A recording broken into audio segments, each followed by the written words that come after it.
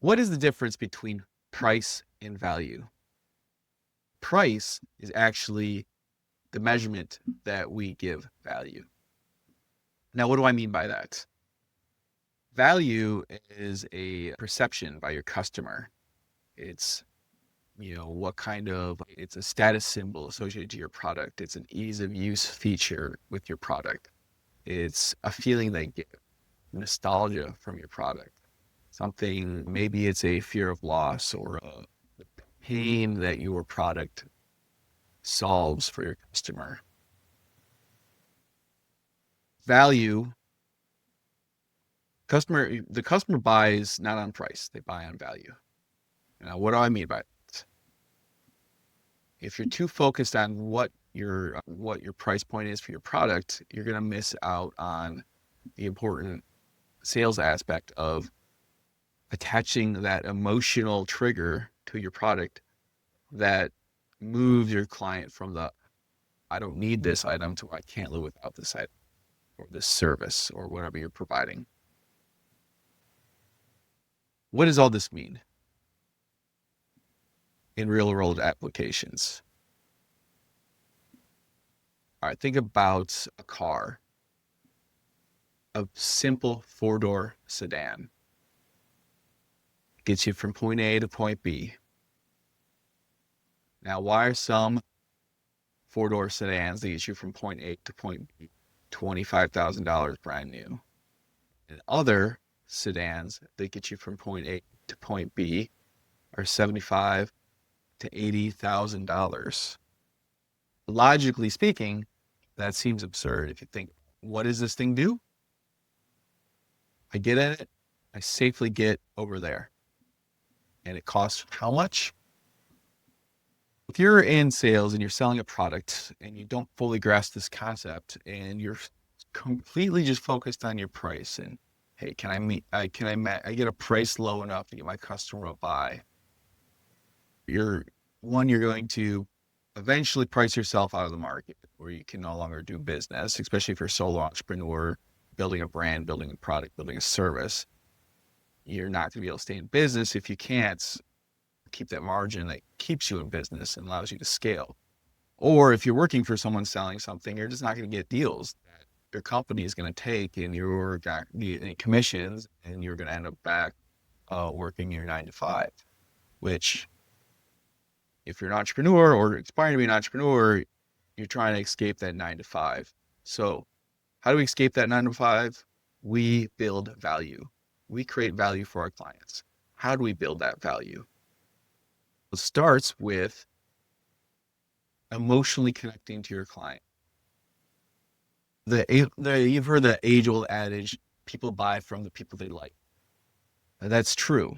It's a simple concept, but it's true. And what most people are mistaken, that means that they need to pander to their clients. Oh, find out what they like to do and talk about that thing for 25, 30 minutes. Pandering. Think about how you used to make friends when you're in high school or elementary school, when you were on the playground, if you can remember that far back. Did you make a friend on the playground by going up to them and talking 30 minutes about golf? No. You showed up. You might have had the soccer ball that everyone needed to play soccer. You grabbed that. You need one extra person to make an even team. You just grabbed little Jimmy over by the swings and said, hey, you're on this team. And he felt included. He wanted to join, and you got some value of being able to play the game. He got value by making a new friend. It was a simple transaction. It was simple persuasion. And that's how it's almost like we've forgotten how to make friends as we become adults. We think that when you're in sales and you're doing a sales presentation, you have to fill it with mindless banter that you think that your client might enjoy. Usually you're just boring them and wasting their time because they can sense that you're not authentic. Or you make the mistake of talking too much about, if you both like golf, you spend too much time talking about how you did this or did that, and you leave him out of your prospect out of the conversation. And all they're doing is thinking about how can we end this conversation, move on to the next topic because I'm busy, I got things to do. We'll get to the point. So the way we make friends in sales, the way we emotionally connect to our prospects, so that we can understand the value they're looking for from us, is we need to approach the sales presentation from their perspective.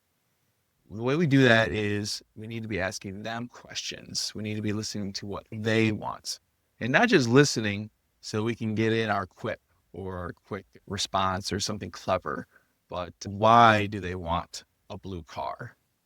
Is it just because they like the color blue, or is it because it's a perceived status symbol to them because their neighbor down the street has that blue car? Why do they want a certain marketing service versus another? Is it because in their minds they see a rival practice using that service, growing their brands, and they think that's what they need to grow their brand? This is actually a good example. If you're, okay, let's say you're a marketing agency and you're pitching a marketing approach to the client that you think might work. They're going to be, if it's not what they're initially looking for, they might just immediately shut down and not be interested in anything you have to say. Even if it's the exact right service that they need, if you don't understand why they're looking for a marketing service, not just that they're looking for leads, but okay, what was the trigger of wanting, why do you think you want a mailer campaign or a custom mailer campaign? It's because possibly the practice, their neighbor's practice, that's a similar business down the street, has a mailer program that works and their business is 10x, and they're like, I got to do that too to have the same success they're having, but it might not work for them. And you don't understand how to speak to why their needs are different than their competitors' needs.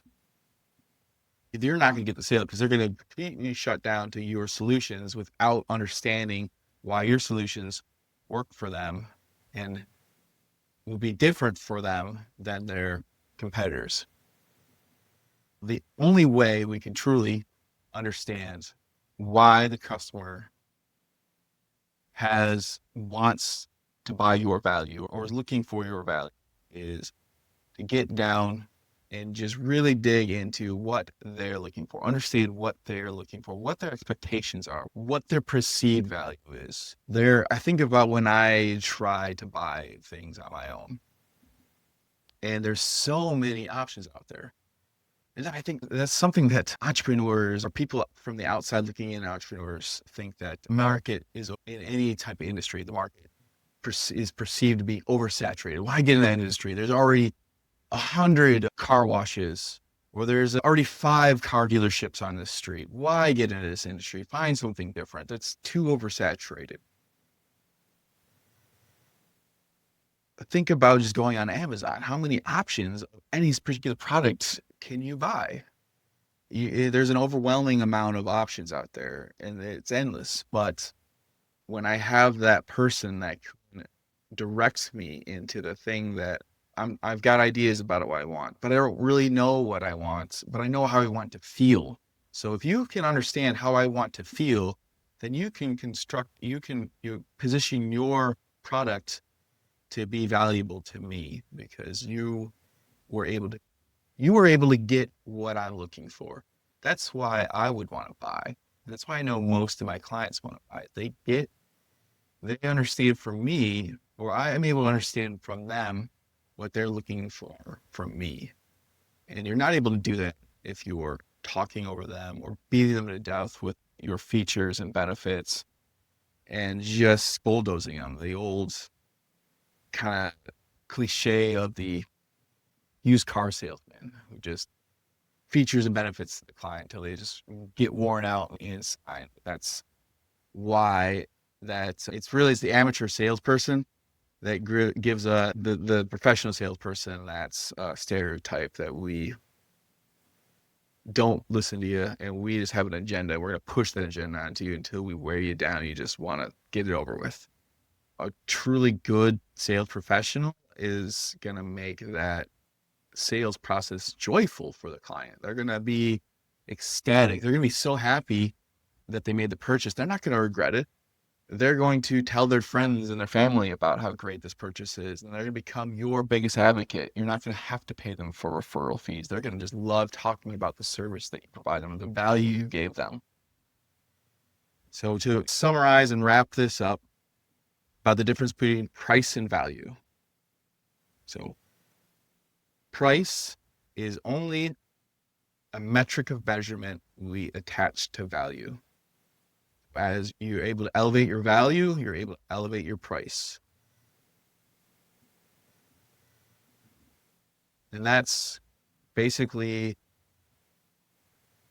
the kind of end all be all. That's the sauce to sales. That's the secret sauce to sales. There's nothing really that special about it. We just gotta understand your product well enough to know its value that it can bring to a customer that's looking for this specific thing. And then you're able to identify that customer and help them understand why their product is valuable for them. Now, thank you for taking the time to listen to this. I hope you got some value out of it. I would say hopefully the value to the time that you spent, the time is a metric, like price is a metric. The time you gave me hopefully was valuable to you and you got something from this. I look forward to talking to you again. This has been Ryan with Selling University.